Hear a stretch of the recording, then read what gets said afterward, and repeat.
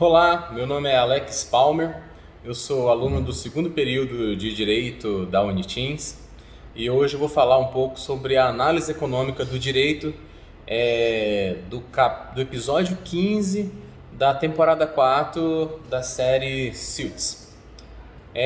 Nesse episódio ele começa com a secretária. Na verdade, assim, eu acredito que essa temporada, eu só assisti esse episódio, então vou falar um pouquinho do que ficou subentendido. Eu acredito que essa temporada ela se baseia numa ação em que uma empresa de trens, o trem ele tem algum problema e por esse problema ele mata algumas pessoas. Então o que acontece? Essa empresa de trens ela vai se defender no processo é, contra essas pessoas ou os parentes dessas pessoas que morreram, enfim. Então, como que começa o episódio? Começa com com os advogados, né, com o advogado não, com a secretária dos advogados das pessoas que morreram, né, dos representantes das pessoas que morreram, entrando no arquivo da empresa de trem e pegando alguns documentos que comprovariam, né, a culpa dessa empresa de trem na morte das pessoas. Ao que dá a entender também, no processo, essa empresa de trem ela conseguiu se livrar dessa culpa. No final do episódio, a empresa de trem ela conseguiu se livrar da culpa colocando a culpa toda em cima do maquinista que estava pilotando o trem na hora. Ela se eximiu. E quando a secretária dessa parte que representa as pessoas que morreram entra nos arquivos da empresa e consegue essas provas, né, esses documentos, ela fez isso de maneira ilícita. E como que ela fez isso? Ela chegou lá falando que ela era uma funcionária do departamento, da agência que cuida de trens lá nos Estados Unidos.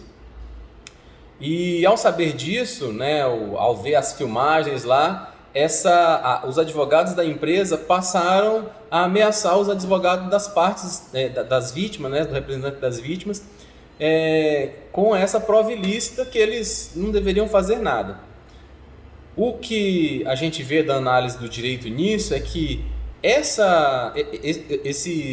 poder que eles tinham nas mãos, né, a empresa de trens, né, que está sendo acusada aí de ter sido culpada e não só o maquinista, com essa prova que eles têm de que a secretária do outro escritório estava conseguindo provas de maneira ilícita, inclusive lá nos arquivos dele, a gente vê aqui que a análise do direito ela vai começar a girar em torno de acordos. E que acordos são esses? Um dos representantes das vítimas aqui, ele tem fé, né, que ele vai conseguir uma indenização, vai conseguir vencer essa ação contra a empresa. Todavia, o advogado que representa, né, esse cliente, ele fala, olha, nós temos agora as provas e tudo. Só que esse advogado, pelo que deu a entender, ele não sabia que essas provas eram ilícitas. Ao tomar conhecimento por parte da empresa de trens que essas provas são ilícitas, fizeram uma reunião até, o advogado que representa as vítimas decidiu abandonar o caso. E era justamente isso que a empresa de trens queria. Como que ele decidiu abandonar o caso? Porque como a secretária tinha cometido um crime para conseguir essas provas eram ilícitas. Quando o advogado falou, né, pro representante lá das vítimas que perdeu a ação, que ele iria desistir do caso, não sei como, a série não mostra isso, esse representante ele teve um encontro com a empresa de trens que lhe ofereceu um dinheiro para ele não entrar mais contra a empresa em momento algum. Por meio de um acordo sigiloso, inclusive, eles falam. Todavia, quando o advogado volta para o escritório, o advogado que representavam as vítimas, ele descobre que tem uma maneira de provar ou de tirar a ilicitude que a secretária havia cometido para conseguir essas provas. Né? E aí o episódio ele gira em torno disso, de como eles vão fazer para para provar essa licitude, para tirar essa que seria a cartada final, né, da empresa de trens contra esses advogados que estavam representando as pessoas que haviam morrido no acidente. Por causa disso, né, quando ele descobriu essa possibilidade, esse advogado voltou atrás daquele representante lá, né, das famílias, lá das pessoas que haviam morrido, e falou: olha, eu quero voltar para a ação. A gente não vai mais desistir da ação, nós vamos continuar processando a empresa de trens por causa disso. E o representante lá das pessoas, né, ele fala: não, eu não tem como mais eu voltar para a ação, porque a empresa já me ofereceu um acordo e eu peguei esse dinheiro e não vou mais processá-los.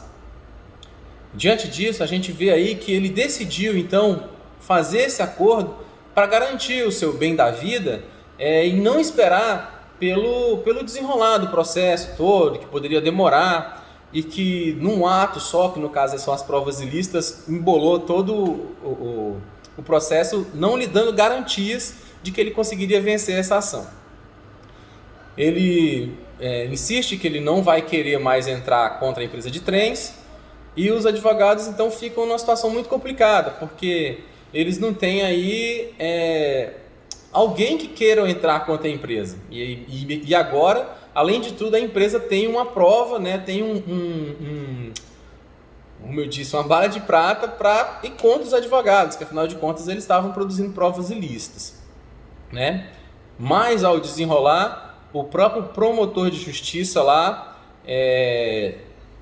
denuncia, né, essa secretária, o chefe dessa secretária, que é o advogado, defende ela lá no tribunal, na primeira audiência, e consegue não reverter, né, nesse episódio, mas consegue adiar um pouco esse julgamento.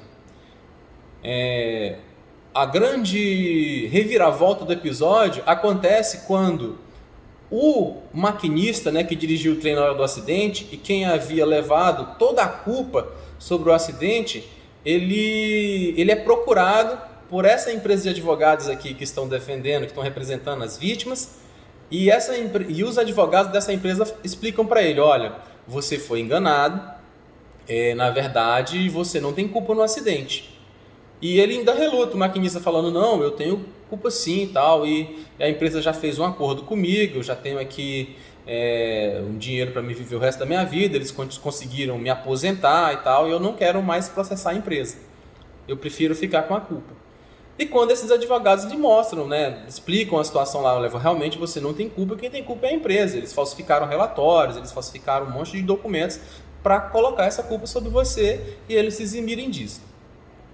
Aqui nós percebemos a análise econômica do direito novamente, porque mesmo a pessoa não tendo culpa, o maquinista, ele decidiu assumir essa culpa baseado no que a empresa havia oferecido para ele, a aposentadoria, um dinheiro ali para ele viver o resto da vida dele e tal. Aí a grande questão, né, que a gente tem, né, nessa matéria é saber até que ponto essa análise econômica do direito, não que ela se sobrepõe ao direito, mas ela deve ser utilizada ao contrário do direito. Ao contrário não, em lugar do direito. Eu acredito que a gente tem que procurar resolver as coisas